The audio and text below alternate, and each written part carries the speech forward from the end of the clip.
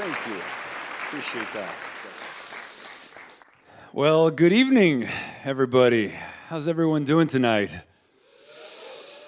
Gotta say, Jimmy, a spectacular event. Really, I have found it so inspiring and so stimulating to speculate and explore the ways in which sound and music can crack us open, because that's how the light gets in, right?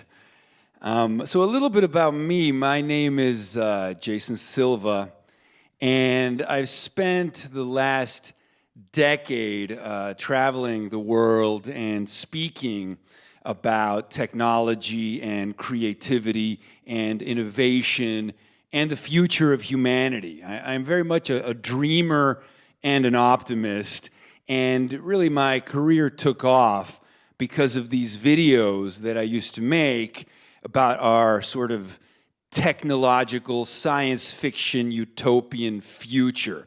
And my passion for technology really was born out of this idea that through technology, we were able to transcend our limitations. Through technology, we were able to overcome all the ways in which we were bounded and in which we were finite. I mean, it really began for me as an adolescent having an existential crisis about mortality. I read a book called The Denial of Death, a book by Ernest Becker, Pulitzer Prize-winning book I highly recommend, that basically said that the worm at the core of the human condition, the thing that makes us anxious, the faint disquiet, is our unique awareness of our mortality. In the words of Sheldon Solomon, the explicit awareness that you're a breathing piece of defecating meat destined to die and ultimately no more significant than a lizard or a potato is not especially uplifting. And so, I read this book, The Denial of Death. I remember another line from the book that I want to share with you. He says that the idea of the human animal is that to have emerged from nothing, to have come from nothing, to have a name, to have consciousness of self, to have deep inner meaning and excruciating inner yearning for life and self-expression, and with all this, yet to die. I mean, was the primary idea was that the source of our unease and our dis-ease was that we had this boundless symbolic inner life, but then we were bounded by this finite, aging, decaying body, this heart-pumping, breath-gasping, decaying body. So we were sort of simultaneously gods and worms all at once. And so for me, discovering technology was a pathway to transcendence. The technology was a pathway to salvation. I became a kind of follower of the techno-religion known as the singularity, and this idea that through technology we would overcome human limitations of all sorts. And in many ways, we have triumphed. One of the most interesting things about technology is that it seems to progress at an exponential rate, which is sort of counterintuitive because we tend to think about change in a linear rate, but technology changes exponentially. The smartphone that you have in your pocket today is 1,000,000 times cheaper, 1,000,000 times smaller, and 1,000 times more powerful than what used to be a $60 million supercomputer that was half a building in size 40 years ago. I mean, that's the kind of astounding technological progress that we've been privy to. We have this unique capacity to shrink the lag time between what we can imagine and what we can create. The psychedelic philosopher Terence McKenna, he calls us the coral reef-like animal, the extruder of technological material. That we take in matter of low organization, we put it through the filters of the human mind, and we extrude space shuttles and iPhones. And so for me, this was it. This was the pathway to salvation. We've doubled the human lifespan. We're getting more advanced medicine every day. We're doing technologically mediated telepathy. We can communicate across time and space. Geography has collapsed. I mean, we are building this world shaped by imagination, powered by technology, and the sky's the limit. Except it's not. So the last 10 years have been for me this techno-utopianism, this marveling at our astounding capacity for progress, exponential technologies, and fully realizing our imagination. Except what I've come to realize increasingly, in the words of Edward O. Wilson, is that no matter how godlike our technologies are, we still have Paleolithic brains and we still have medieval laws. And so we lack the systems and we lack the wisdom to deploy these technologies in order to address the grand challenges of humanity. Right? We've never had such abundance, right? We fly airplanes across the sky. We share our thoughts and ideas across the planet. We have cognitized the world, electrified the world. I mean, we are as gods. If our ancestors could look at us, they'd think we are gods. And yet, simultaneously, we're living through a crisis of alienation, a mental health crisis that is putting us on our knees. According to the World Health Organization, more people die by suicide now than from natural disasters and armed conflict combined. And so, even though we have iPhones and airplanes that fly, and we're about to go back to the moon, even though we have all of this, we are suffering from these diseases of despair, these diseases of alienation, these diseases of ruminations. We've become our own worst enemy. These self-defeating thought patterns that have infected us have made us blind to our genius and blind to our own capacity to transcend any and all of our limitations.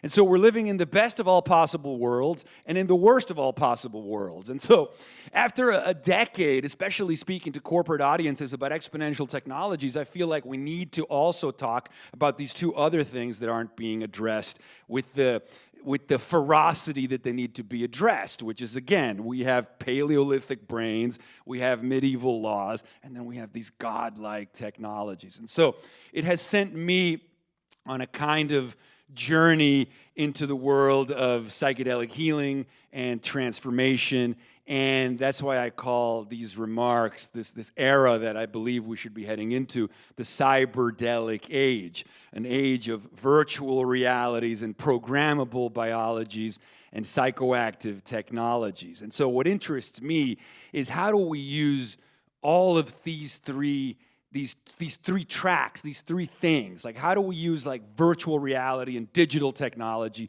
And how do we use biohacking and programmable biology? And how do we use psychoactive technologies to really engage the technical material of human subjectivity itself, as Eric Davis has written? How do we get in there and rewrite the OS, rewrite the inner narrative? How do we move past our fractures and how do we render ourselves whole? And then, as Jamie Wheel said, maybe even render ourselves holy. So I have a couple of videos that I want to show you today that try to map some of these ideas as I've explored them through my work. And so the first video is about the nature of trauma, the nature of as they say, the body keeps the score, and how experiences that we have in our lives, they really kind of our cells are a technology that turns experience into biology. And so how trauma lives in the body and how PTSD can only really be resolved through its inverse PTSD. So it's about the intensity of the intervention that is needed to heal the places in which we are fractured. So if you could play the first video, please. Life throws you punches and disjointment follows. The fractures of trauma are such that we experience a schism and we become frightened even of ourselves. We're no longer safe in our own bodies. And what this does is it casts a shadow upon our experience of the world. We bring this trauma to the doorstep of every moment. And so we become afraid. The world becomes hostile.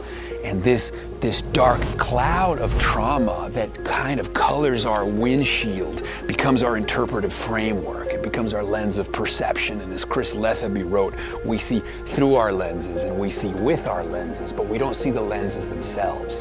And so that scary world we're seeing through our lenses is being shaped and informed and colored by that lens. But we don't realize that anymore. We've come to believe that the lens is reality, that the map is the territory. But this corrupted lens and this corrupted map that's been severed and disjointed, that's experienced the schism of trauma, the rape, the transgression, the violation that has brought us into disjointment and discongruence. This is now coloring our world. The body keeps the score. We bring this gnawing anxiety and self-consciousness with us to the doorstep of every moment. It's temporal dislocation. That's what David Lenson calls it. And in this temporal dislocation, we overdetermine the present moment. We misread the present moment. And so we're walking on eggshells unnecessarily, a victim of our own self-defeating projections. And we need to break through this. We need to break past this to come back into wholeness. And so that map of the world, that lens of perception has to die. We have to have an experience that is akin to inverse PTSD, right? An experience that is as intense as the trauma was, but it's inverse. And so what that does is it bumps us up a level. And now we can see the lenses that we see through and with. We can actually see the lenses themselves. And once we see the lenses, we can dispense with those lenses. And that means we become twice born. And now we meet the world not with fear, perhaps, but with curiosity and grace and equanimity. Something has shifted from the inside out, and then everything changes, right? And so that's what we're all after, that kind of healing, that kind of reconciling from disjointment, a coming into congruence, a coming into integrity, a coming into acceptance, and a coming into wholeness. We need to integrate all of us and come back into that place. We need to reconcile. We need positive catharsis. So, you know, one of the things that I was talking about in that video was a theory put out by a guy called Chris Letheby. I really recommend you look up his work. He talks about the difference between knowledge by description and knowledge by acquaintance. You know, when a person is in the midst of a mental health crisis, when they're in the pits of despair or anxiety or rumination, you know, they're crushing depression, they can't get out of bed. There's a failure of the imagination, according to Kierkegaard, where the person can't actually imagine a world outside of their distress. They can't literally summon a vision of what it's like not to be depressed. So let's say they're in this shitty life situation, there's no way out. You can't just talk them through a new possibility. You can't tell them what it's like to go into waterfalls in Iceland. You know, like you have to go there to know there. And what seems to be so powerful about using psychedelics, and probably combined in the right set and setting with the right music, is that it gives people this experience of knowledge by acquaintance. They become directly acquainted with the felt reality of direct experience. It puts them there. It gives them another place to plant their feet. It's this idea of bumping up a level that he talks about, right? And so these interpretive frameworks, these lenses of perception that you see through and you see with, now you can see the lenses. It's like that metacognition that the previous speaker was talking about. And from that place, there can be real transformation and real intervention. And often, you know, the other trapping that the previous speaker mentioned is, how do you avoid the spiritual ego? How do you avoid the messiah-like feeling that now you know the answer? Well, a lot of what happens in psychedelic spaces when people are healing, when people are potentially glimpsing wisdom, is these experiences are ineffable, and they seem to be beyond language. Again, you have to go there to know there. But people are creatures of language. They want to be able to like put the experience into a box and say, like, I'm healed because of this. And so there's a tendency to grab what I think is an experience of like poetic truth and literalize it. And I also think that's a mistake. You know, the minute you try to take what is your truth or your poetic truth, your poetry, and turn it into scripture that other people now need to listen to, that's the beginning of spiritual ego. That's the beginning of that trap. And so I've always felt that what happens in psychedelics is about poetry, and it is ineffable.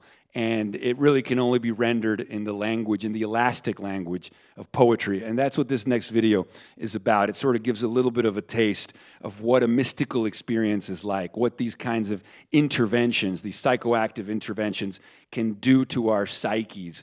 And it's inspired by the ideas of Otto Rank in his book called The Idea of the Holy.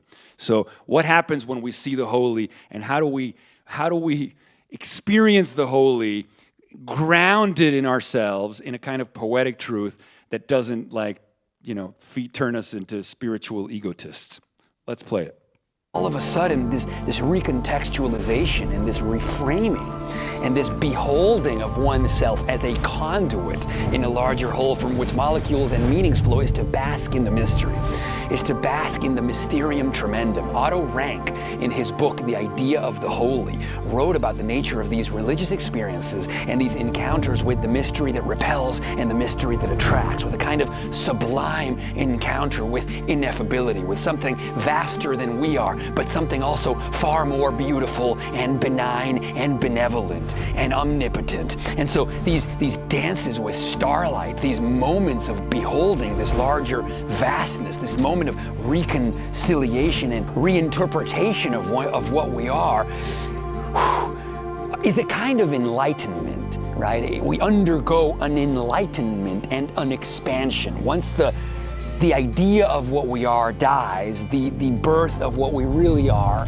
comes into awareness. He who must save his life must first lose it. And I guess we could only hope that more people have these experiences, beholding nature in a deep enough way that a shift transpires that rewires their nervous system, reframes their perspectives, rechannels what they see, revivifies who they think they are, and then in turn changes their actions in the world. May we all rise together into the light and steward our environment, protect our environment, marvel at our environment, worship our environment, and truly come back into the Garden of Eden. And that's the kind of ecodelic consciousness that I'm interested in. May we all wake ourselves up and then steward ourselves and this planet back into the light, for we are starlight, right? Like our atoms were cooked in the furnaces of stars. And so the idea of us coming to see ourselves in this way, seeing ourselves as self-organizing assemblages of atoms cooked in the dying stars, and getting to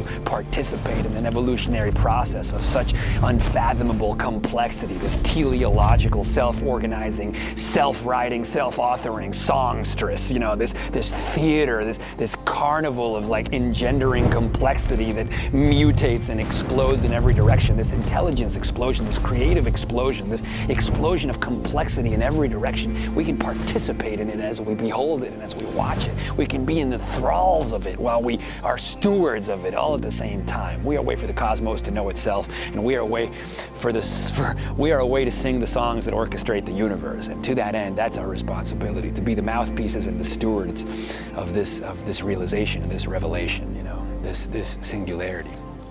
And it's a lot of beauty to fathom. It's a lot of beauty to fathom, but that's our responsibility. That's what we're here to do, to be these marvelous these marvelous conduits in a timeless whole.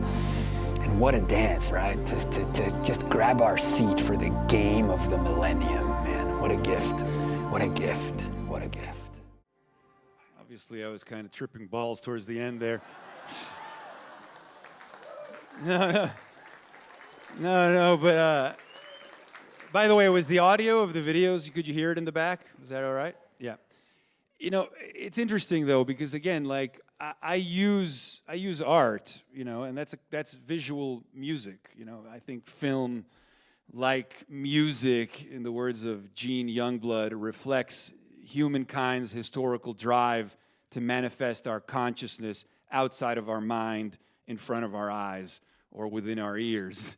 Music is proof the human race is greater than it knows. Without music, life would be a mistake. Or as Jamie Wheel said, music is the wallpaper of the mind. And so, again, like I fell in love with human ingenuity, with our technological proficiency and our technological capacity, because I saw it.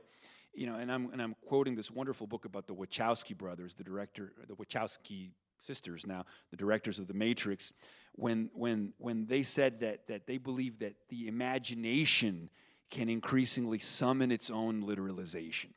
You know, like that the imagination is summoning its own literalization. That's how I've always seen technology. Or as Ray Kurzweil said, our capacity to imagine, which are virtual realities in our mind's eye, combined with our modest-looking thumbs, was sufficient to usher in this secondary force of evolution called technology, and it will continue until the entire universe is at our fingertips. Like, it's all great, but if we don't get wise, you know, like Stuart Brand said, we are as gods and might as well get good at it. How do we become better gods? You know, how do we become better gods? And that's where I really think that the role of music, the role of film, the role of psychedelics to craft better myths, to give us better encounters with the mysterium tremendum, to recontextualize the self and see ourselves as a marvelous conduit in a timeless whole from which molecules and meanings flow from neurons to nebula and back again. Like, we need to give ourselves that existential reframing so that we can like show up and grow up and finally free the brave, reckless gods within us all, as D.H. Lawrence wrote, because that's our potential. I mean, that is our potential. And it's so frustrating to me when I see the petty ways and the petty things that we allow to hold us back. You know, our neuroticism, our rumination, these diseases of despair, these diseases of meaning. Well, it's like we need better stories to enrich us with deeper meanings. And in some cases, the greatest story is the story of that mind-expanding trip, that psychedelic intervention that finally gets you past your resistances and reframes the world for you and imbues the world with magic once more. You know, Aldous Huxley had this great line in Doors of Perception when he said that when the mescaline kicked in, he was no longer looking at an unusual flower arrangement, but instead he was seeing what Adam had seen on the morning of his creation, the miracle moment by moment of naked existence. And so how do we reframe our minds to meet the world with that virginal noticing? How do we deliberately deploy things like music and intention and the right language, because words aren't just descriptive, they're also generative, to change our very subjectivity and re-enchant the world, right? Because the world is full of magic things patiently waiting for our senses to grow sharper, as Yeats wrote, or Nisargadatta, who said the other world is this world rightly seen. And so in my videos, I'm not just trying to like explain this kind of stuff, I'm trying to evoke it. You know, that's what an artist is trying to do with his work, with the right song, with the right music, with the right film. We're trying to like evoke an experience in people. We have to, if it's possible, to give people that knowledge by acquaintance. You know, I can't dose you guys all with psychedelics, but I can show you these videos to paint a vision that's inviting you to go, hey, look at here, come with me, and you'll see it's a world of pure imagination, as Willy Wonka said. So this next video is about that. It's about magical realism versus naive realism. And it was inspired by a line from the British philosopher Alain de Botton. You know, Alain de Botton has this great line, and he kind of like divides objective truth and subjective truth, kind of like separating church and state. It's a pretty good thing, you know. Or Ursula Le Guin, who says, science describes accurately from the outside, poetry describes accurately from the inside. Science explicates, but poetry implicates. And so what Alain de Botton said, he said a journalist may be more accurate in describing the details of reality than a poet, but a poet may nevertheless reveal truth of a deeper sort beyond the literal grid. And not just a poet, but a musician and a filmmaker and a sound engineer, right? It's about revealing the truth beyond the literal grid, which is just as true, because we're gods and worms. We're both, right? We're eternal, timeless, spiritual beings who are, you know, aging every single day at the same time. So this video is about orienting ourselves around the magic that is right in front of us. Please show the third video. If you know me, no doubt by now, you are aware that I have a soft spot in my heart for magical realism. For magical realism as a way of being that goes beyond mere naive realism. Naive realism is the transactional realm. It's the quotidian and the everyday. It is the banality and arrogance of the been there's and seen that's of the adult mind. And I have freed myself, friends. I have freed myself from I forgot. Oh, I have freed myself from this naive realism because instead, friends, I have figured out the protocols and procedures for booting up a new semiotic universe, for booting up a kind of magical realism, a theater of the absurd, a kind of aesthetic realm that I can dwell in, a waking dream where I create and perceive my world. I am speaking to you about deploying a poetic consciousness, about spraying the world with effervescence, about awakening the lethargy of custom and the film of familiarity and redirecting it instead towards the wonders of existence. I have figured out, friends, how to literally live in a realm of magical realism. I am not exaggerating when I say to you that I know how to italicize perception. I know how to set the world to music. I know how to re-enchant continuously my field of awareness. I literally live in a poem of my own choosing. And this kind of magical realism is akin to turning your life into a work of art, to thinking of your life like a living film. We are living cinema. Time becomes liquid upon this realization that you can enchant and paint the world with mind, that you can author stories, that you can live in a story world of your own making. Magical realism can be more real than mere naive realism in all of its banality. It is like when Alain de Botton talks about the difference between a poet and a journalist, you know, the quotidian and the miraculous. He says a journalist may be more accurate in describing the details of an event than a poet, but a poet may nevertheless reveal truth of a deeper sort, beyond the literal grid. So when I speak about magical realism, I speak about realms beyond the literal grid. Magical realism is beyond the literal grid. It is beyond the naivete of cynics, the naivete of the brooding resignation of fatalists and nihilists. They've missed the plot. They've lost the through line. This naive realism that over-materializes, that over-simplifies, that robs the world of all of its poetry is such poverty and such ignorance, friends, because they are not awake, they are asleep. But those of us that realize that the world is made out of pure imagination can drape the cosmos with story and song, and we can sing the songs that orchestrate the universe, and space and time and mind can collapse into each other as time becomes liquid and we become cinema. We've stopped trying to make art and we have become art. Like samurais or the Karate Kid, we get into position and we cue the song and it all just happens. It all just happens, and we have moved from an ordinary world because the world is full of magic things patiently waiting for our senses to grow sharper. This is what Yeats wrote, or the poet Nisargadatta. The other world, the dream world we long for, is this world rightly seen. Magical realism is simply this world rightly seen. It can be like the film Amélie. We can literally make our lives song. We can become poetry. So if you're feeling cynical, in the throngs of despair, living a life of quiet desperation, drudgering away in unconsciousness in the default setting, in the rat race, in that constant gnawing sense of having had and lost some infinite thing, as David Foster Wallace wrote, know this, friends, the promised land, the pot of gold at the end of the rainbow, it's all there for the taking. If you open your eyes and understand the protocols and procedures for booting up magical realism, right? Song is proof that the human race is greater than it knows, right? Cinema is truth 24 times per second. Move beyond naive realism and go into the realm of ecstatic truth, of literature, of poetry, and song. And friends,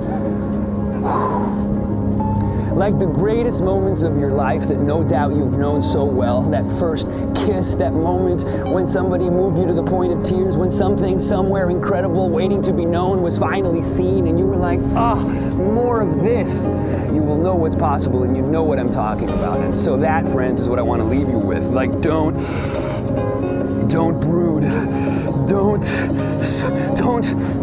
Don't dismiss, don't grow old, don't grow cynic, don't lose the faith, don't lose the plot. Friends, don't lose the plot, for the world is full of magic things patiently waiting for our senses to grow sharper, and there's literally a field of possibility, a possibility space at the doorstep of every moment, ready to be seized in a kind of ecstatic absolution and deep play and improvisational theater and dance and song and art and truth. The truth that sets us free, the truth from which nothing can dislodge us. Catalepsis, the Greeks call it. This is what is possible. This is magical realism, and this is what we're here to do. It's what we're here to do. It's what we're here to do. So there you go. I mean, that pretty much sums up the message I want to leave you guys there with, you know? It's just like, why the fuck not, right? I mean, why not, like, just push at the edges? So I guess we're pretty much out of time, right? So, well, thank you guys for listening. And as we move into this cyberdelic age, let us render our dreams into being, and let us take that imagination and have it summon its own literalization. Thank you guys so much, and thank you, Jimmy.